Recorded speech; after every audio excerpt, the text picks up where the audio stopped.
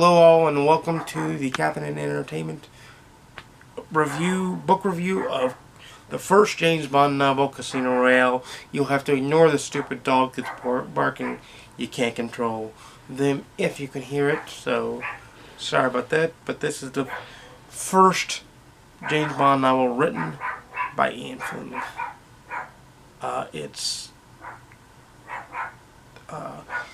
Ian Fleming himself called it the spy novel to end all spy novels. It's 178 pages of pure gold. It has pacing, intrigue, romance, gambling, drugs, everything that you would need in a Bond novel. You see quintessential characters in Bond's life appear for the first time as well in this book, like Felix Leiter, Renee Mathis, and Vesper Lynd. You learn that Bond's world is a very dark, dank, and cold world.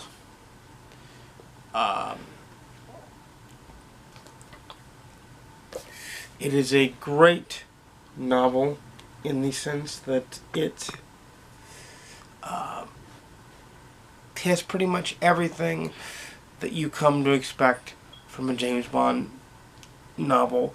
It is the foundation in which the Bond movies are based.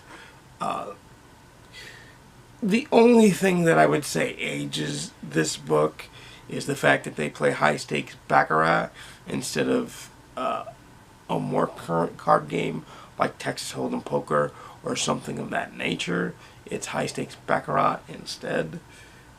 But it's still a great book. It's still a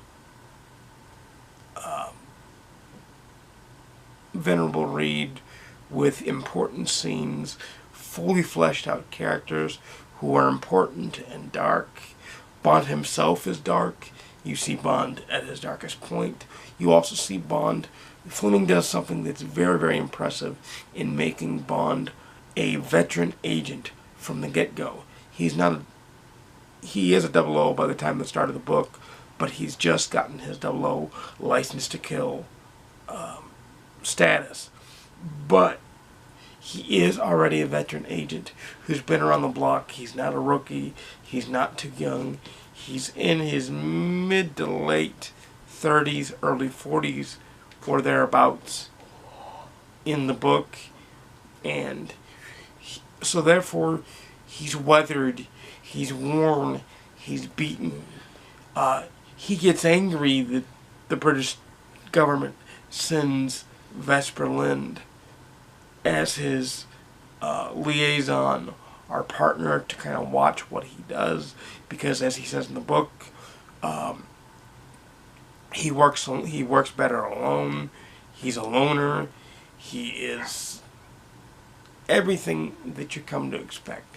And then at the very end of the book is the plot twist that ends the book. And at the super end of the book, you read the line of the book that says,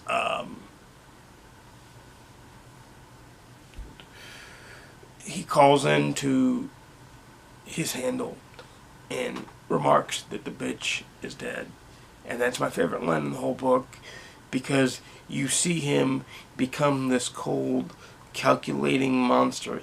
Even though he has feelings for Vesper, he still has feelings for Vesper. The cold, calculating Bond that we've come to think of, the blunt instrument, as is so often said in the movies and the books, the blunt instrument that is Bond gets sharpened in this book. This is a must-read if you like spy fantasy thrillers, because this is the template book for spy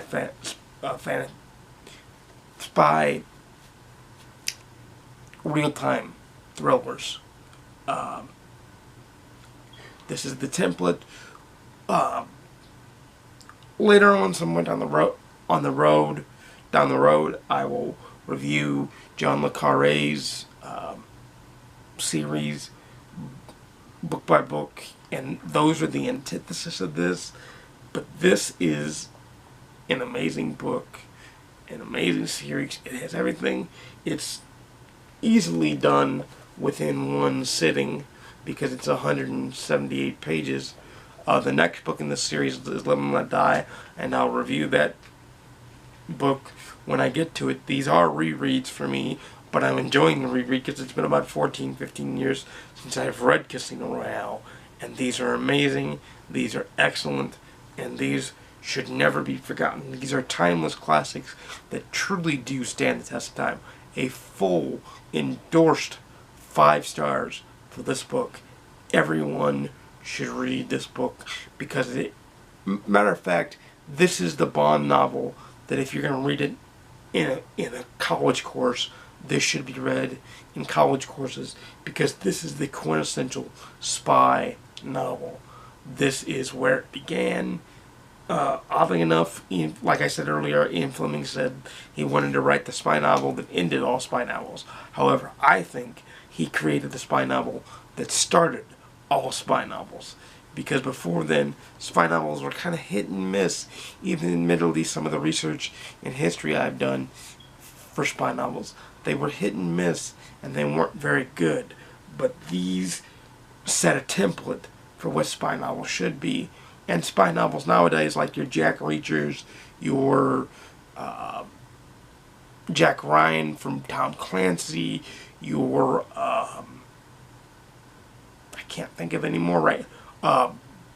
Jason Bourne, they all owe credit and an homage to Bond, because on some level they take cues from him. They are different, but they take cues from him, and they know what to do and what not to do, because Fleming wrote such a fleshed out, timeless character who is arguably the most famous character in fiction today. Definitely film fiction. I would argue too literary fiction.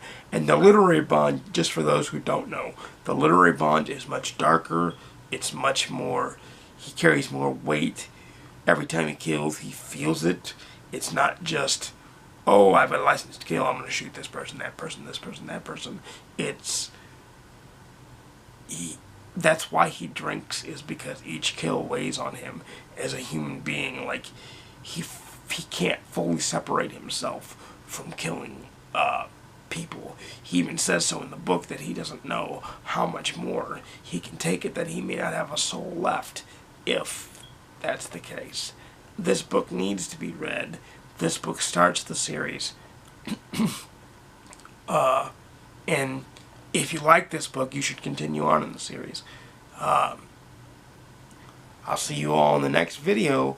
Like, share, comment, subscribe. Let me know down in the comments if you've read any of the Bond novels, or if you recommend any of the books. Also, let me know if you like the format of these reviews, because these are the bulk of the content that are going to be on the channel. With that said, keep on reading and have a good day.